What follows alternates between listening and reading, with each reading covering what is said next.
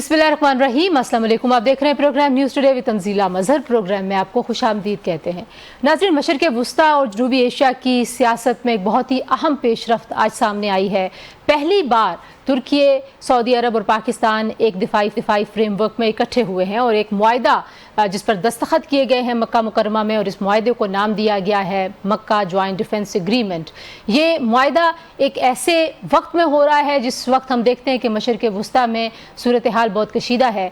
Iran और अमरीका और Israel की जंग जो है वो अभी किसी हतमी नतीजे पे मंतकी अंजाम तक नहीं पहुंची है। गज़ा की सूरत हाल हमारे सामने, इसी तरीके से यमन, शाम, लेबनान जैसे मुल्कों में जो सूरत हाल है, उस तनाजुर में ये हालिया तारीख का सबसे अहम मुआहदा समझा जा रहा है। इस मुआहदे के तहत उसूली तौर पर तीनों ममालिक ने इस बात पर इत्तफाक किया है कि किसी एक मुल्क पर हमला तीनों ममालिक पर हमला तस्वुर किया जाएगा। और ये सिर्फ कोई फ़ौजी नोयत का मुआहदा नहीं है जिसमें फ़ौजी साजो सामान की ख़रीद व फ़रोख्त होगी और सिर्फ तरबियती मशक़ें होंगी, बल्कि इसमें जो दिफाई ताउन है उसको वुसअत देने का फ़ैसला किया गया है। इंटेलिजेंस शेयरिंग, जो मालूमात का तबादला है, उसको बढ़ाया जाएगा। जो दिफाई ताउन है उसको मज़ीद वुसअत दी जाएगी।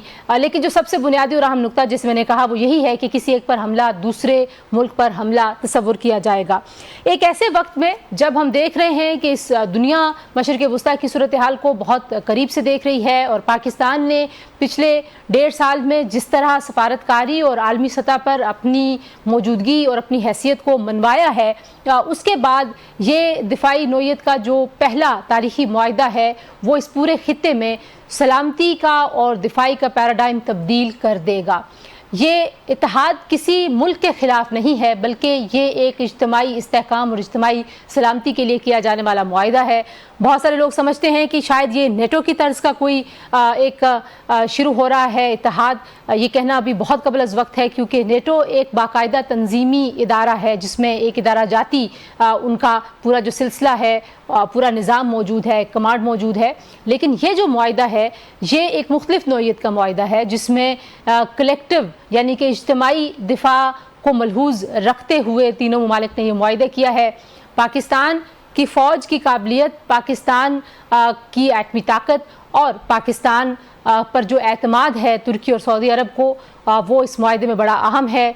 तुर्की की जो अहमियत है, ज़ाहिर है नेटो का एक बहुत ही अहम रुकन होने के साथ साथ एक तेज़ी से बढ़ती हुई दिफाई ताकत के तौर पर तुर्की को देखा जाता है, और फिर सऊदी अरब के पास जो लामुतनाई वसाइल हैं। तो तीनों ममालिक के पास बहुत कुछ ऐसा है जो इस पूरे खित्ते में जो सिक्योरिटी दिफा के हवाले से सवालात और चैलेंजेस हैं उसका जवाब मिलकर देने की सलाहियत रखता है। आज के प्रोग्राम में हम इस मुआहदे के हवाले से भी गुफ्तगू करेंगे और फिर ईरान और अमेरिका के दरमियान जो सूरत हाल है, कभी मुज़ाकरात की बात करते हैं सदर ट्रंप, कभी ज़्यादा बड़े हमलों की बात करते हैं, एक एतमाद का फुकदान दोनों जानिब नज़र आता है। ये मामला कैसे आगे बढ़ेगा, सफारतकारी की कोशिशें भी हो रही हैं और सदर ट्रंप ने एक बार फिर कहा है कि उनको उम्मीद है कि वो बहुत जल्द किसी अच्छे मुआहदे तक पहुँच जाएंगे।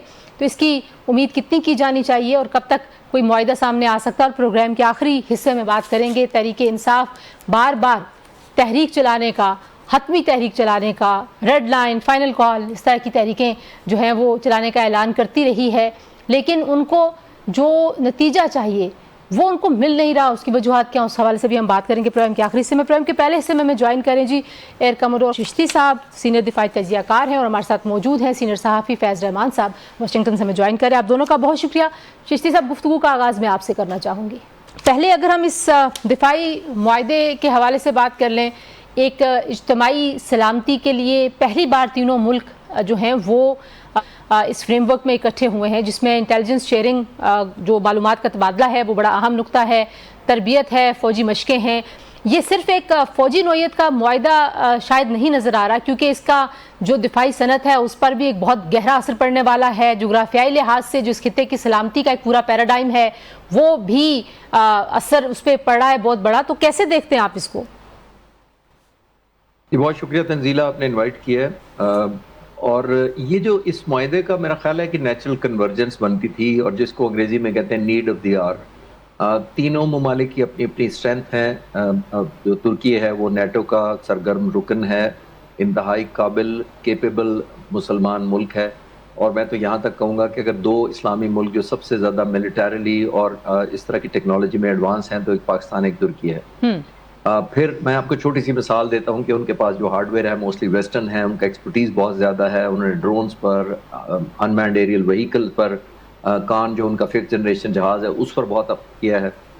پاکستان کی جو پرسنل یا ہمارے سیلر، سولجر اور ایئرمین ہیں وہ بیٹل ٹیسٹڈ ہے، اور بہت پرانی بات نہیں، 1 سال پرانی بات ہو رہی ہے۔ تو دنیا میں جب کنورجنس ہوتی ہے اس طرح کے معاہدوں میں تو 3 چیزیں دیکھی جاتی ہیں۔ ایک آپ کی قابلیت اور حوصلہ، یعنی آپ کتنے زیادہ قابل ہیں۔ نمبر 2 دیکھا جاتا ہے کہ جن ملکوں کے ساتھ آپ معاہدہ کرنے جا رہے ہیں آپ کی کنورجنس ہے نیشنل انٹرسٹ کی، یعنی آپ کے جو الائنمنٹ ہے، اسٹریٹجک گولز ہیں، انسیکیورٹیز ہیں، وہ اکٹھی ہیں یا کامن ہیں، اور اگر جواب ہاں میں ہو تو آپ آگے چلتے ہیں۔ اور تیسرا اور موسٹ امپورٹنٹ ایلیمنٹ ہوتا ہے، جو معاہدہ کرنے والے لوگ ہیں وہ آپس میں ایک دوسرے پر اعتماد کر سکتے ہیں اس لیول کا کہ اگر مجھے ضرورت پڑے گی تو یہ ملک آئے گا، اور برا وقت آنے پر یہ نہیں ہوگا کہ international pressure, tell ٹوسٹنگ، economical reasons اور کوئی کمپلشن کی وجہ سے وہ بیک آف کر جائے۔ تو یہ تینوں چیزیں پاکستان، ترکی اور سعودی عرب میں بہت کامن بھی ہیں۔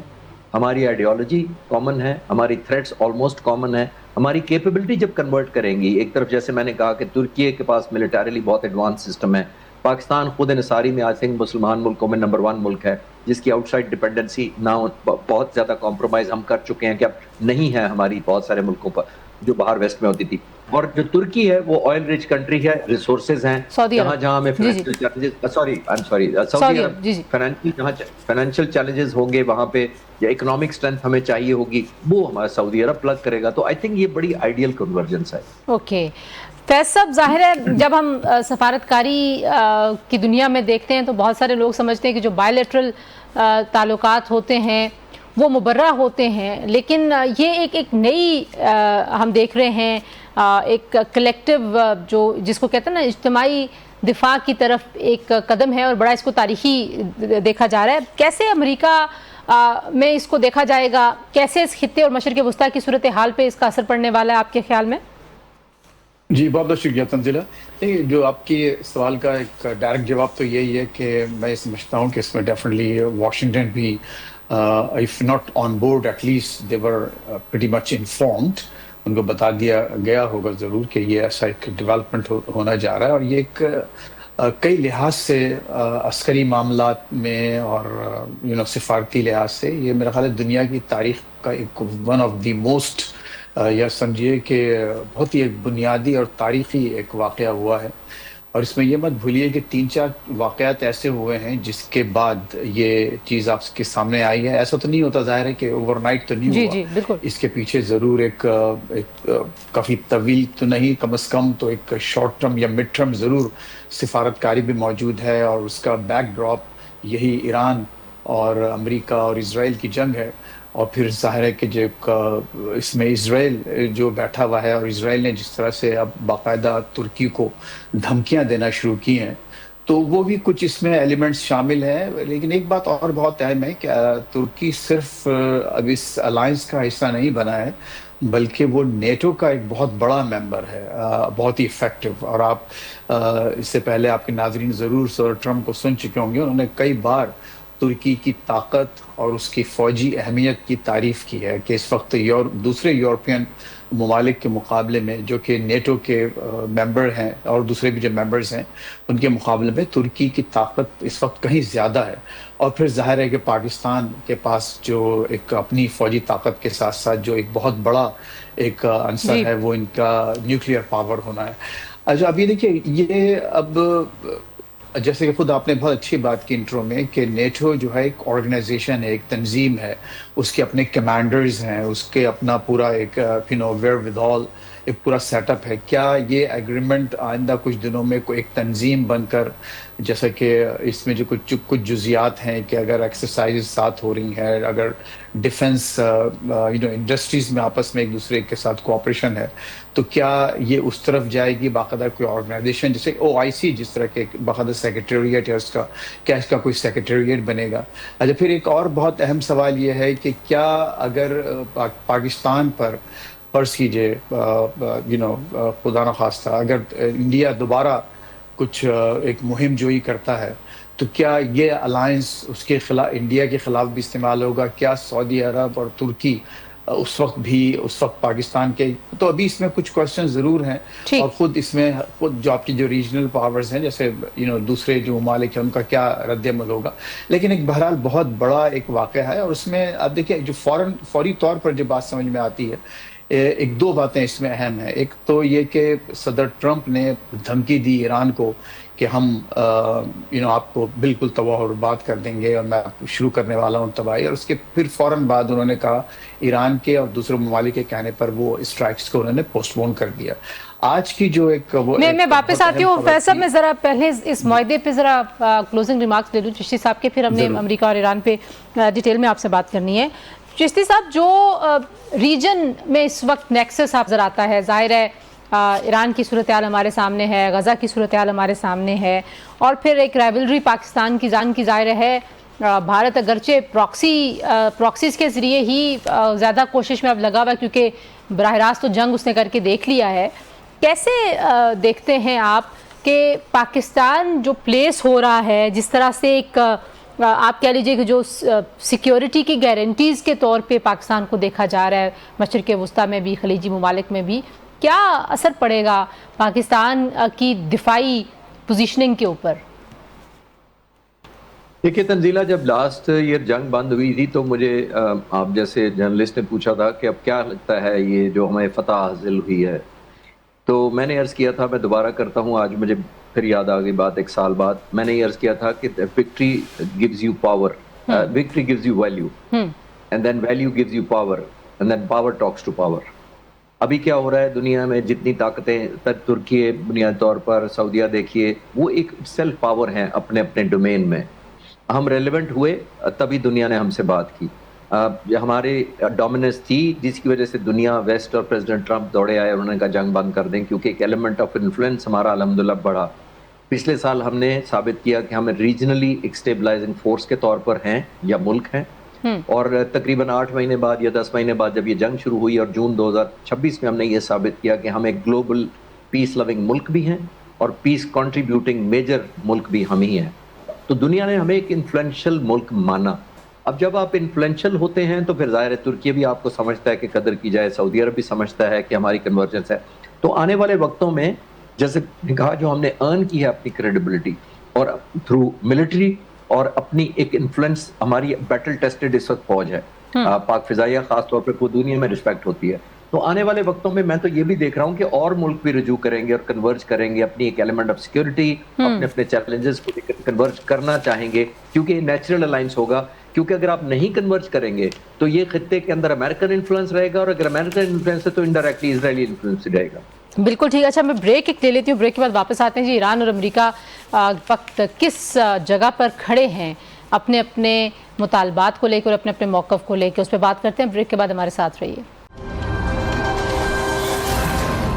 پروگرام میں ایک بار پھر آپ کو خوش آمدید کہتے ہیں۔ جی، بات کچھ کرتے ہیں۔ اس وقت صدر ٹرمپ جو ہیں وہ ایک بار پھر یہ کہہ رہے ہیں کہ ہم مذاکرات میں بڑی کامیابی کی توقع کر رہے ہیں۔ فیصل، کس طرح سے دیکھا جا رہا ہے؟ کیونکہ ظاہر ہے کافی دیر لگ گئی ہے، جتنی ہلچل ہوئی، جتنی سفارتکاری ہوئی، اور جو اسلام آباد میں جو میمورنڈم آف انڈرسٹینڈنگ تھا، جو مفاہمتی یادداشت تھی، اس کے بعد لگ رہا تھا کہ اب چیزیں بڑی جلدی طے ہو جائیں گی، تو یہ اتنا ڈیلے امریکہ میں عام پبلک اس کو کیسے دیکھتی ہے، اور جو فیصلہ ساز ادارے ہیں وہ اس کو کیسے رسپونڈ کرتے ہیں؟ جی دیکھیے تنزیلہ، جیسا ابھی میں اس سے پہلے آپ سے عرض کر رہا تھا کہ جو صدر ٹرمپ نے باقاعدہ دھمکی دی ایران کو، اور پھر آج ایک جو خبر آئی، ڈراپ سائٹ یہاں کی ایک ویب سائٹ ہے، نیوز ویب سائٹ، انہوں نے کہا کہ باقاعدہ ایک تصدیق شدہ خبر ہے ان کے پاس کہ ایران نے ایک بڑی لمبی چوڑی لسٹ گلف اسٹیٹس انکلوڈنگ سعودی عرب کو دے دی تھی کہ اگر ہم پر اٹیک ہوتا ہے تو ہم آپ پر ان مقامات پر باقاعدہ پوری تفصیلات کے ساتھ انہوں نے وہ لسٹ فراہم کر دی ان کنٹریز، اور پھر پبلکلی انہوں نے اس کو کہا بھی تھا، اور لیکن یہ لسٹ کی جو بات ہے باقاعدہ فہرست پوری موجود ہے جو ان مقامات کی، ان ٹارگیٹس کی جو ایران ہٹ کرنا چاہتا تھا۔ تو یہ ایک بہت بڑا واقعہ ہوا جس کی وجہ سے میں سمجھتا ہوں کہ صدر ٹرمپ نے دوبارہ ایک مذاکرات کی طرف جانا پسند کیا. اچھا پھر دوسری بات دیکھیے کہ آپ نے یہ سوال کیا ہے کہ امریکی پبلک اس کو کس طرح سے دیکھتی ہے. میرا خیال یہ ہے کہ صدر ٹرمپ کو یہ موجودہ صورتحال ہے وہ سوٹ کرتی ہے. ان کی اپنی جو ایک پالیسی میکنگ ان کا جو گروپ ہے اور جو جس پر وہ رلائی کرتے ہیں. مطلب یہ کہ if کنفیوژن اور وہ جو کوئی کرسٹل کلیئر سچویشن نہ ہو تو وہ سیاسی طور پہ ان کو سوٹ کرتی ہے. سیاسی طور پر بھی سوٹ کر رہی ہے اور جو وہ ان کی جو یہاں پر جو لابیز ہیں یعنی جو ہاکش لابیز جس میں زائنسٹ لابی, جوش لابی, اسرائیلی لابی, وہ یہ سمجھتے ہیں کہ تھوڑا تھوڑا کر کے آپ اس طرح سے اسٹرائکس کرتے رہیں اور پھر کوئی ایک بڑا کوئی میجر ایک فل بلون وار نہ ہو. یعنی وہ کبھی ٹھنڈ کبھی سردی کبھی سرد کبھی گرم کر کے معاملہ اس طرح سے چلتا رہے, لیکن لوگوں کو آپ یہی بتاتے رہیں کہ ہم مذاکرات کی طرف جانا چاہتے ہیں اور بات کر رہے ہیں. دیکھیے اس سے ان کو بہت اہم وہ فائدے بھی بتائیے گا. صرف ایک جو میں چاہتی ہوں اس پہ ضرور بات کر لیجئے کیونکہ ظاہر ہے بہت ساری خبریں چل رہی تھیں کہ جو اسلحہ ہے اس کا جو ذخیرہ ہے وہ متاثر ہو رہا ہے امریکہ کے اندر. اور پہلے تو صدر ٹرمپ نے ظاہر ہے اس طرح کی رپورٹس پہ بڑی دھونس اور دھمکی سے جواب دیا تھا, لیکن انہوں نے خود اس بات کو اب ایڈمٹ کیا ہے, کنفیس کیا ہے میڈیا کے سامنے. نہیں دیکھیں انہوں نے تو اس پہ بہت سخت ناراضگی کا اظہار کیا اور یہ کہا کہ یہ خبر غلط ہے. اور وہ جو میڈیا میں جو آئی ہے واشنگٹن پوسٹ کی خوبصورت خبر ہے جو لیک ہوئی کہ پیٹ ہیگسیٹ اور ان کی باقاعدہ لڑائی تو کہ نہیں کہیں گے, انہوں نے ہیگسیٹ کو کافی ڈانٹا اور کہا کہ یہ کیوں خبر یہ باہر آئی اور ایسا انہوں نے کیوں نہیں اس کو صحیح مینج کیوں نہیں کیا. تو اس میں کوئی شک نہیں ہے کہ یہ اس میں ضرور صداقت ہے کہ ان کی جو جس انداز سے یہ لوگ مختلف جگہوں پر اس سسٹم کو یوز کر رہے ہیں اس میں ضرور کمی آئی ہے. لیکن پھر بعد میں ٹرمپ نے خود ٹویٹ بھی کیا کہ ایسی کوئی بات نہیں ہے ہمارے پاس. ابھی کل ہی ان کا جو ٹویٹ آیا کہ ہمارے پاس بہت زیادہ میونیشن موجود ہے. اور اس میں مجھے کوئی شک نہیں ہے کہ یہ وہ بھی ایک فیکٹر ہے کہ یہ تھوڑا سا پیچھے ہٹے ہیں اور اس کے بعد ظاہر ہے کہ تیاریاں پھر زور شور سے جاری ہیں. اور سب سے بڑھ کر یہی بات ہے ایران کا جو ایک جو اس وقت یہاں جو بد اعتمادی کی جو فضا ہے دونوں کے درمیان, ایران یہی سمجھتا ہے کہ یہ موقع لیتے ہیں جب سیز فائر کرتے ہیں یا بات چیت ہوتی ہے تو دراصل یہ تیاری پکڑ رہے ہوتے ہیں دوبارہ بڑے حملے کی. اور جو ایم او یو سائن ہوا تو وہاں پر ایک لگی بندی رائے جو سامنے آئی تھی ایرانی لیڈرشپ سے وہ یہ تھی کہ اگر یہ 60 ڈیز تک چلتا بھی رہا پوری طرح سیز فائر تو اکتوبر میں پھر دوبارہ امریکہ ہم پر حملہ کرے گا. تو اس کی وجہ جو میں آپ سے جو عرض کر رہا تھا جو فائدہ یہاں پر یہ ہے کہ دیکھیے اس سے انہوں نے فائدہ سب سے بڑا یہ حاصل کیا کہ امریکی عوام کو کسی حد تک پرسکون رکھا ہے کہ ان کو معلوم ہے کہ کوئی بڑی جنگ نہیں ہو رہی, مذاکرات بھی جاری ہیں اور ہم ایران کو ہم صرف پنش کر رہے ہیں, ریٹیلیشن کر رہے ہیں. وہ جو تھوڑے بہت حملے ہو رہے ہیں یعنی کہ دباؤ کے طور پر اس کو استعمال کیا جا رہا ہے. ہاں ہم جاتے ہیں اور جا کے حملے کر کے آ جاتے ہیں کیونکہ وہ ہمارے جہازوں پر یا سعودی یا قطری جہازوں پر حملے کر رہے ہیں. تو یہاں پر یہ ایک نیریٹو بنا ہے. اچھا دوسرا اس نیریٹو سے ایک بہت بڑا فائدہ ان کو ہوا کہ جو مارکیٹس ہیں یہاں پر جو اسٹاک مارکیٹس ہیں وہ بھی بہت اچھی طرح سے پرفارم کر رہی ہیں. یا بلکہ دیکھیے 54,000 تک نیو یارک اسٹاک ایکسچینج پہنچ چکا ہے جو کہ ایک تاریخی ایک نمبر ہے. اب پھر اس کے بعد جو سیاسی انداز سے آپ دیکھیے کہ ان کو ابھی بھی جو ان کی اپنی پارٹی ہے اور ان کی جو ماگا موومنٹ ہے وہ بہت حد تک ان کے ساتھ ہے. اور جو ڈیموکریٹس ہیں ان کے درمیان آپس میں ایک سول وار چل رہی ہے, وہاں پر ابھی بھی ایک خلفشار کا معاملہ ہے. تو کئی لحاظ سے ان کو اس اسٹریٹجی میں یا اس جو ان کی جو ایک جو ٹیکٹیکل ان کی جو ایک پلاننگ ہے جو دوہرا ٹھیک ہے جو جس دوہرے ہم مذاکرات بھی کرتے رہے ہیں, یہ لوگوں کو کہتے رہے کہ مذاکرات چل رہے ہیں لیکن جا کر تھوڑا بہت ہم ہر وقت تھوڑی دیر بعد ان کی وہاں پر بامبنگ بھی کرتے رہے تو یہ اور نقصان پہنچاتے رہے. ظاہر ہے کہ ایک بامبنگ میں آپ سینکڑوں ٹارگٹس وہاں ہٹ کرتے ہیں تو ایران کو تو نقصان ہوتا ہے بہت زیادہ اس کا. بہت شکریہ فیض رحمان صاحب اور خالد چشتی سے پہلے ہمارے ساتھ موجود تھے. جی آپ دونوں کا بہت شکریہ. پروگرام میں شامل کریں گے ایک بریک کے بعد واپس آئیں گے. کچھ ملک کی سیاسی صورتحال بالخصوص پاکستان تحریک انصاف کی احتجاجی تحریک کے حوالے سے بات کریں گے. ہمارے ساتھ رہیے. پروگرام میں ایک بار پھر آپ کو خوش آمدید کہتے ہیں. جی بات کریں گے کچھ پاکستان تحریک انصاف کی احتجاجی تحریک کے حوالے سے. 27 ستمبر کی تاریخ جو ہے وہ اس کا اعلان کیا گیا ہے, لیکن 5 اگست کا جو احتجاج تھا وہ کتنا मुतासर कुन था, उससे क्या वाकई कोई स्पेस पॉलिटिकल क्रिएट करती हुई पीटीआई नज़र आती है, नहीं उसका भी जायज़ा लेने की कोशिश करेंगे। और जिस वक्त सियासी हालात हैं, एक ग्रैंड अलायंस के ऊपर बात चल रही है, तो क्या पीटीआई दूसरी जमातों को अपने साथ मिला सकती है, नहीं? इन तमाम इशूज़ पे बात करने के लिए मेरे साथ मौजूद हैं शेर अफजल मरवत साहब, पाकिस्तान तहरीक इंसाफ के सीनियर रहनुमा हैं, मेंबर हैं कौमी असम्बली के। बहुत शुक्रिया मरवत साहब, आपने वक्त दिया। मरवत साहब, जो 5 अगस्त की कॉल थी और ये जो दिन था, कितना बड़ा और कितना अहम था, और क्या पाकिस्तान तहरीक इंसाफ जो है वो अपनी मर्जी के नताइज उससे हासिल कर सकी है? मैं पढ़ी थी कि आपने कहा कि ये नाकाम रहा, तो वो कहते हैं हमने तो बहुत बड़ा जलसा किया है। एहतजाज की बात की थी, ओवरऑल ये पूरे मुल्क में एहतजाज था, सिर्फ जलसा नहीं था। जी जी, तमाम चारों सूबों में, गिलगित बल्तिस्तान और आज़ाद कश्मीर में पीटीआई ने यौम एहतजाज की कॉल दी थी। और मैंने इस पे ये राय दी थी कि चूंकि किसी ख़ास इज्तिमा का जो है देखने का इत्तेफाक नहीं हुआ, और ना कोई बड़े शहरों में बड़े कुछ इवेंट्स हो सके, बल्कि खामोशी ज़्यादातर छाई रही। और हत्ता कि खैबर पख्तूनख्वा में भी जलसे के अलावा किसी जगह पे कोई एहतजाज नहीं हुआ, और जलसा भी उन्होंने बड़े ग्राउंड से इमरान खान स्टेडियम से मुंतकिल करके एक छोटे से 7-8 कनाल की जगह को घेर के, ताकि लोग ज्यादा कम भी अगर आए तो जगह तंग होने की वजह से ज्यादा नजर आए। एनीहाउ, ये इस हवाले से मैंने कहा था कि पीटीआई जैसी पार्टी का, जिन्होंने माजी में हमेशा बड़े बड़े इज्तिमात, बड़े बड़े एहतजाज किए हैं, वो एहतजाज जो है जो अभी हुआ है 5 अगस्त को, वो पीटीआई के शाय निशान नहीं है। और पार्टी जो है, मैंने कहा था कि एहतजाजी ताकत इसकी रूबे ज़वाल है, और पार्टी के जिम्मेदारान को इसका इदराक होना चाहिए और इसका सदेबाब करना चाहिए। अब जो उन्होंने कॉल दी 27 सितंबर की, ये कॉल आपके ख्याल में एक तो काफ़ी वक्त लिया गया है, और इस वक्त को बहुत सारे लोग ये समझते हैं कि मौलाना फजल रहमान साहब को पीटीआई अपने साथ मिलाने की कोशिश कर रही है, महमूद खान अचकज़ई साहब को ये टास्क भी दिया गया है।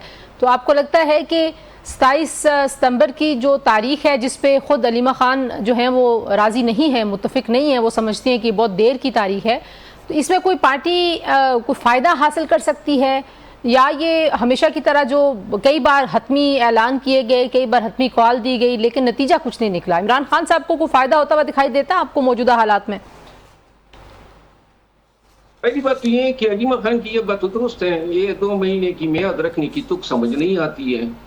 दूसरी बात ये है कि वो कहते हैं लोहा गर्म था, मुल्क में हालात ही ऐसे थे, कश्मीर में और बलूचिस्तान में केपी, फिर महंगाई को देखें, तो ऐसे हालात में जल्द से जल्द इस तरीके का ऐलान होना चाहिए था, ताकि प्रेशर माउंट किया जा सकता और इसका फ़ायदा उठा लिया जाता। इन्होंने तो अब आराम से जो मियाद दी है, वो मियाद लगता ये है कि टाइम जो है वो पूरी रजामंदी से दिया गया है।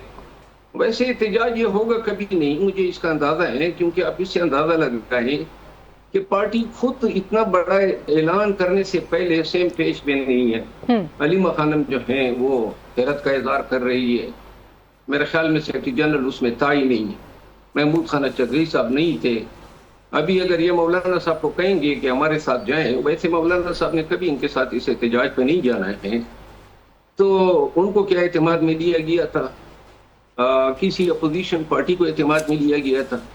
फिर हत्ता के सोशल मीडिया जो पीटीआई की अपनी है, और आप 2 दिन से देख रहे होंगे कि जिस तरीके से वो अपना सुहेल अफरीदी साहब और शफी जान साहब की बैंड बजा रहे हैं, और इनको जिस तरीके से वो उनका कैरेक्टर असैसिनेशन कर रहे हैं, इनको कंप्रोमाइज बता रहे हैं, तो और 27 सितंबर की स्मार्ट की जो है वो इसको मशकूक बना रहे हैं। ये खुद पीटीआई का बयानिया है, पीटीआई की सोशल मीडिया का। तो मरवत साहब, हाँ, तैयारी तो मरवत साहब, क्या ये डिस्क्रेडिट हो गया है अब ये बार बार तहरीक का ऐलान करना, और आप कह रहे हैं कि जो एहतजाजी ताकत है पार्टी की वो भी ज़वाल पजीर हो रही है, लेकिन क्या ये जो सारा का सारा प्रोसेस है, यानी कि एक सियासी हिकमत अमली है स्ट्रीट पावर की, वो आपके ख्याल में पीटीआई की मुसलसल नाकामियों की वजह से डिस्क्रेडिट हो गई है, या हालात इतने तंग हैं कि पीटीआई जो है उसको सियासी स्पेस मिल ही नहीं पा रहा कि वो शो ऑफ पावर कर सके? मेरा ख्याल है कि मैं इसको सुहेल अफरीदी साहब की गलती समझूंगा कि उन्होंने खुद ही اس چیز کا بیڑا اٹھایا. پہلے تک تو یہ تھا کہ یہ چودھری صاحب اعلان کریں گے اور پارٹی اعلان کریں گی. اب انہوں نے خود اپنے سر پہ لے لیا اور اس سے یہ واضح ہو رہا ہے کہ پارٹی شاہدان بورڈ نہیں تھی یا پھر پارٹی میں اتفاق رائے نہیں تھا. یہ اعلان جو تھا چیئرمین موجود ہے, صوبائی صدر موجود ہے, تو سہیل افریدی صاحب کو کیوں کرنا پڑ رہا ہے؟ اگر یہ پارٹی کا فیصلہ ہے تو پارٹی نے اپنے آفس سے اس کا اعلان کرنا تھا. پارٹی نے اعلان نہیں کیا, سہیل افریدی صاحب نے کر دیا. اب یہ مارچ نہیں ہوتا ہے وہ یا اس کی کوئی فلیورز ہوتی ہے تو وہ ملبہ بھی ان پہ پڑے گا. تو میں یہ عرض کر رہا ہوں کہ پاکستان تحریک انصاف نے اتنا بڑا اعلان کرنے سے پہلے اصولی طور پہ فیصلہ تو کرنا تھا.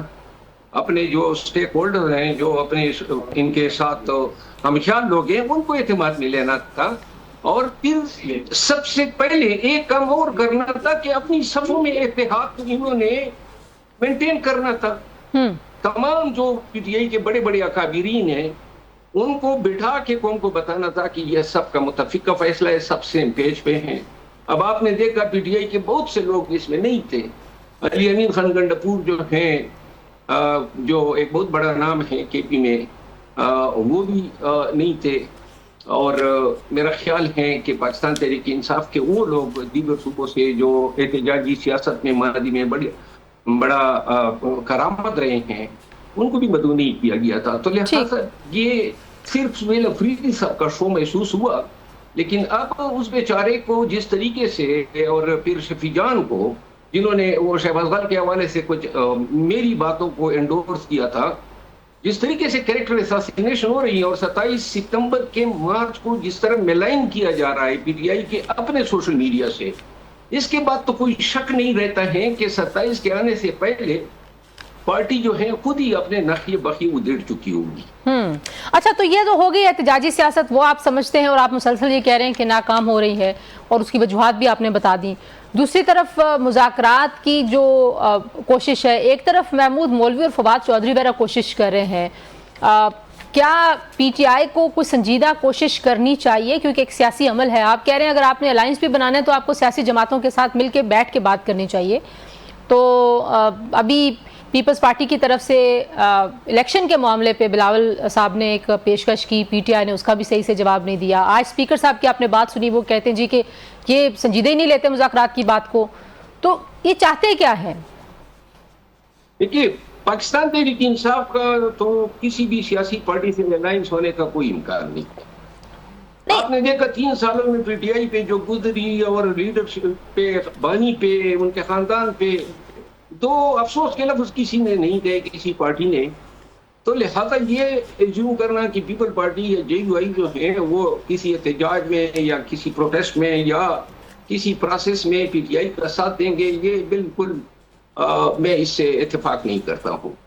نہیں, پھر پی ٹی آئی بیٹھ کے انتظار کرے گی کہ آئیڈیل سچویشن ہو جائے, ان سے لوگ کیسے آئیڈیل سچویشن میرے خیال میں آ رہے ہیں. 28 یعنی ترمیم کی شکل میں پی ٹی آئی کے لیے چانس ہے کہ وہ سسٹم میں کم بیک کر لیں, اور لازماً جو ہے اگر پی ٹی آئی آتی ہیں تو یہ میرے خیال میں اسٹیبلشمنٹ کی اور حکومت کی توقع سے زیادہ بڑی کامیابی ہوگی. اور یہ جو نئے صوبوں کا قیام ہے یا صدارتی نظام, پی ٹی آئی نے 2022 میں اس کی جو ہے پرچار شروع کیا ہوا ہے. خان کہتے تھے کہ میں ہر ڈویژن کو صوبہ بناؤں گا, تو لہٰذا یہ نیا بیانیہ نہیں ہے. پی ٹی آئی اسی پہ جو ہے ماضی میں سیاست کرتی آئی ہے, اور صوبوں کا قیام جو ہے وہ ملک کے لیے فائدہ مند اور سود مند ہی ہوگا. تو اس میں پی ٹی آئی کو کیا کرنا چاہیے؟ کیونکہ پی ٹی آئی نے تو کوئی اس پہ بہت سنجیدہ کوئی گفتگو نہیں کی.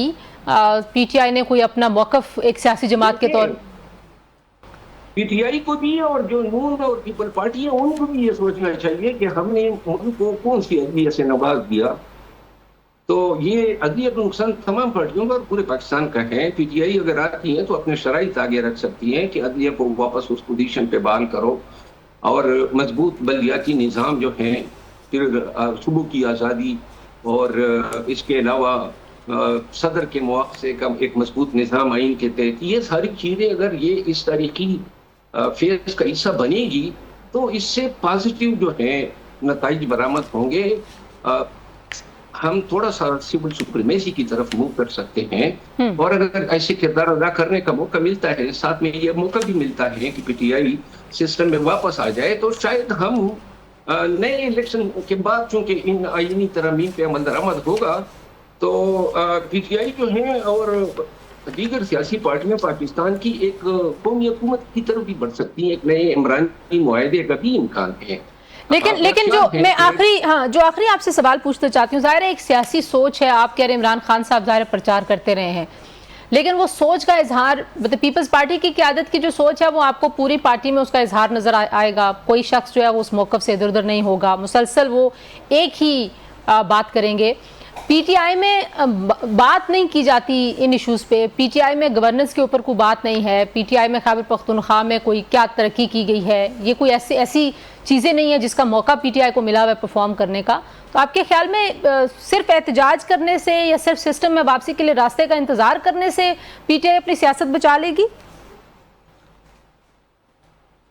میں آپ کو عرض کر رہا ہوں انتظار تو میرے خیال میں بھی پاکستان تحریک انصاف کو جو ہے 28 آئینی ترمیم پہ جس طرح یہ عملی کام شروع ہوگا تو پی ٹی آئی کا موقف بھی سامنے آئے گا، پی ٹی آئی کے منت ترلے بھی ہوں گے، اور کچھ جو ان کے امتحانات اور آزمائشیں ہیں وہ بھی ختم ہو جائیں گی۔ پاکستان پیپل پارٹی جو ہیں اور پاکستان مسلم لیگ نون ایک محدود دائرے میں سیاست کر سکتی ہے، وہ عوامی سیاست نہ ان کو ضرورت ہے، اور وہی جو پاور پالیٹکس کے تقاضے ہیں ان پہ انہوں نے پورا اترنا ہے۔ پاکستان تحریک انصاف کی اچھا، آپ کو یہ محسن نقوی صاحب کے بیان کی وجہ سے حالات بنتے دکھائی دے رہے ہیں مروت صاحب، کوئی نظام کے جانے کے یا تبدیلی کے؟ نہیں، میرا کوئی یہ نہیں اندیشہ کہ نظام جائے گا۔ نظام میرا خیال ہے کہ یہ پودا انہی کا لگایا ہوا ہے، اپنے پودے کو یہ کاٹیں گے نہیں، آبیاری کریں گے تاکہ تناور درخت بن سکے۔ بہت شکریہ شیر افضل مروت صاحب کی اپنی گفتگو سنی جی۔ آج سے پروگرام کے لیے اتنا ہی، انشاءاللہ اگلے پروگرام میں آپ سے ملاقات ہوگی۔ اپنا بہت سارا خیال رکھیے، اللہ حافظ۔